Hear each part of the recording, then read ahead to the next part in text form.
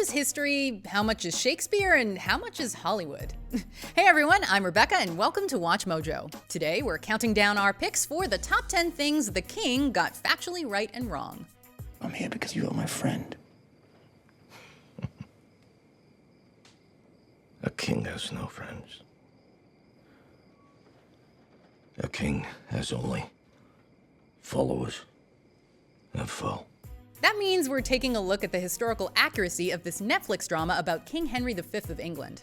In addition to delving into the film's plot, we'll also be touching upon William Shakespeare's Henriette plays that inspired this adaptation. So, spoilers all around. Alright, let's get to it. Ready for what awaits us? Number 10. Henry V's relationship with his father could be difficult. Right. My son, come in. From the very beginning, it's established that Henry, Prince of Wales, or Hal as some call him, has a strenuous relationship with his father, King Henry IV of England. There is a bounty of bad blood between the two in Shakespeare's works as well. While neither the film nor Shakespeare got every detail about their dynamic right, it is widely believed by most historians that Prince Hal and Henry IV did not always get along. The two shared different outlooks on various political matters, which became more apparent than ever in the final years of Henry IV's reign. As his father's health deteriorated, Hal began to enforce his own ideals. What they disagreed about is where the king starts to take creative liberties. You shall suffer the indignity of serving me. And wayward son you so revile.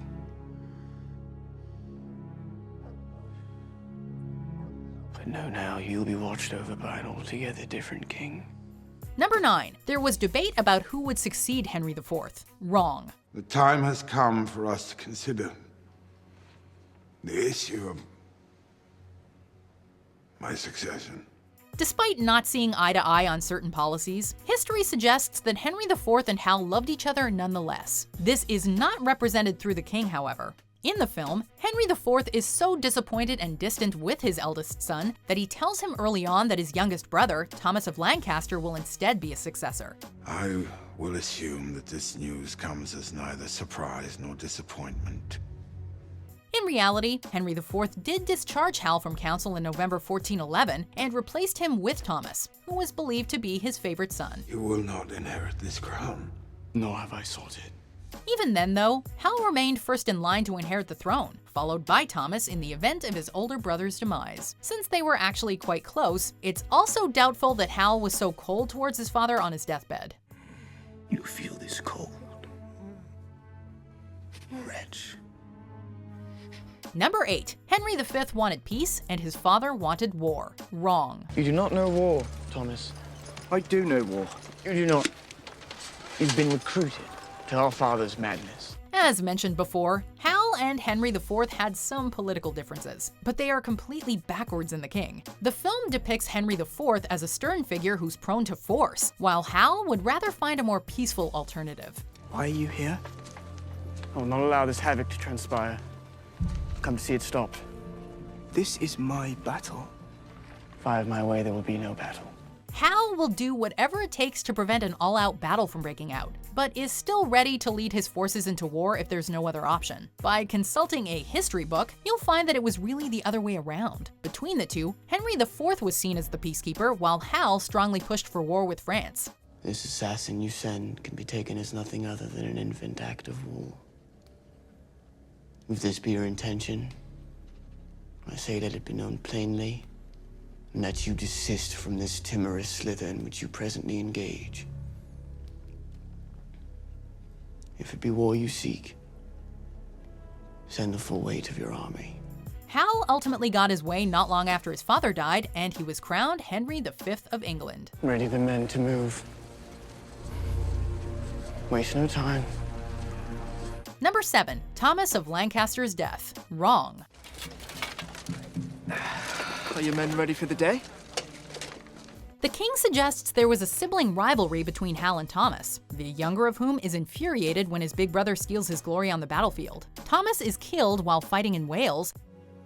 Your brother was killed in Wales. and Hal is appointed the next king. While Thomas did die in battle, he wasn't a teenager but rather a 33-year-old man. No! His death didn't take place in Wales but in Anjou, France at the Battle of Beaujeu. Thomas was also still alive when his brother inherited the crown. This is what will be spoken of tomorrow.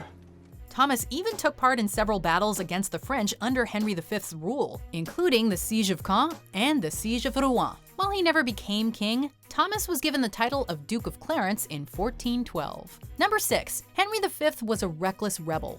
Wrong. One of the reasons Henry IV deems Hal unworthy of the throne in this movie is due to his rebellious nature. A new chapter of my life has begun. As prince, I spent my days drinking, clowning. Now I find myself the king.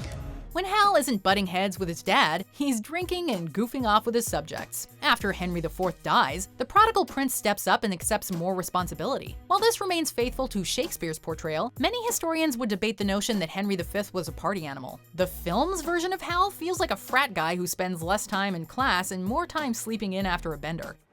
What is it? Visit with your father. Go away. In real life, much of Hal's teenage years were spent fighting for and alongside his father. Even by age 16, he was participating in his first major battle at Shrewsbury. Number 5. Hal married Catherine of Valois. Right. Following the film's climactic battle, King Charles VI of France and Henry V come to a peaceful resolution. As part of England's newfound union with France, Hal is to wed Charles VI's daughter, Catherine of Valois. In marriage,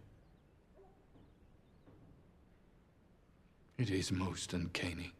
Indeed, Hal and Catherine were married on June 2, 1420. Of course, a few details about their relationship have been omitted and tweaked. For example, Hal actually thought about marrying Catherine much earlier, but Charles VI would not comply with his demands over territory and 2 million crowns. Whereas the film implies they were married shortly after the Battle of Agincourt, their union really took place 5 years down the line. Votre Majesté, asseyez-vous, je vous en prie.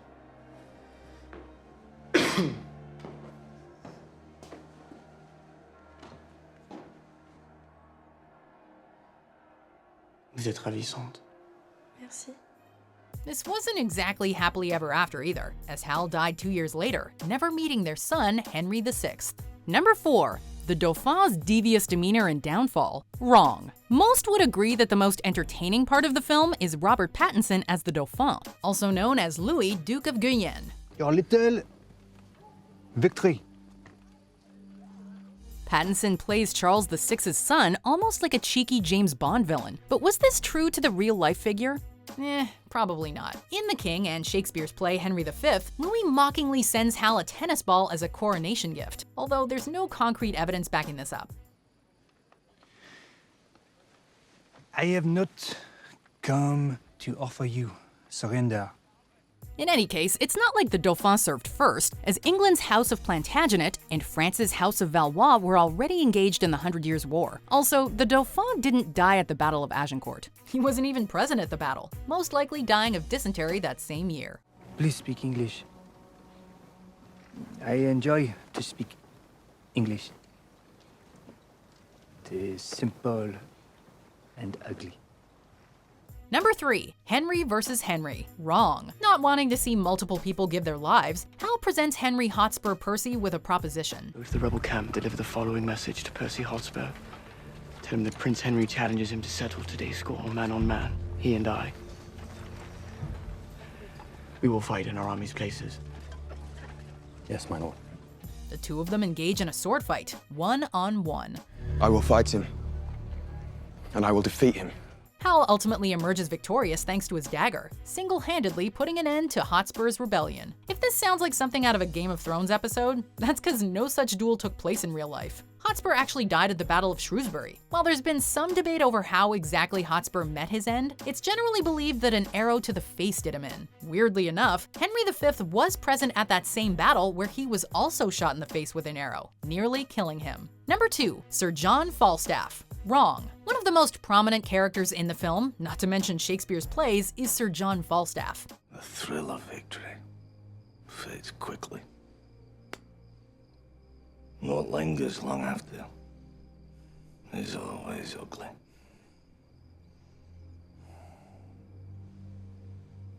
again, I say. Stop talking, old man, please. Please stop talking. I will never stop talking now. Whereas Falstaff is a chubby comedic character in the Shakespeare universe, here he's solemnly played by the hunky Joel Edgerton. The king depicts the knight as Hal's close friend and champion who dies in glorious battle. In Henriade, Falstaff is rejected by Hal after becoming king and unceremoniously dies later on. So which version is more accurate to the real-life Falstaff? Neither, because John Falstaff did not exist.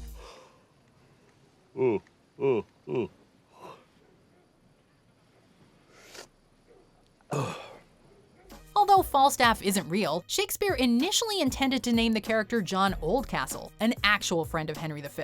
When one of Oldcastle's descendants complained, though, Shakespeare changed the name to Falstaff, and the rest is history. Well, historical fiction. We need a front line to draw them in. Cannot be you. The idea was mine. Some man must lead the first push to sell it well. My men have been assembled, and I cannot in good conscience send them out there to realize my speculative dribble without getting muddy alongside them, can I? Before we continue, be sure to subscribe to our channel and ring the bell to get notified about our latest videos. You have the option to be notified for occasional videos or all of them. If you're on your phone, make sure you go into your settings and switch on notifications. Number 1. Henry V won the Battle of Agincourt. Right. Let us make famous that field out there. This little village of Agincourt. It only makes sense that a movie entitled The King would build to an epic final battle. Despite being vastly outnumbered at the Battle of Agincourt, Hal leads his English forces to victory, triumphing over the French army. I've only ever hoped for one thing! To see this kingdom united under this English crown! While the 100 Years' War was still far from over, the English did win this particular battle. Henry really had a disadvantage, with only about 5,000 men on his side. The French, meanwhile, had somewhere between 30,000 and 100,000 soldiers. Rain had left the ground soggy, however, causing the French to stumble into battle. It didn't help that the French wore such heavy armor. At the end of the day, the English's longbow arrows and Henry V's leadership left the French with mud literally on their faces.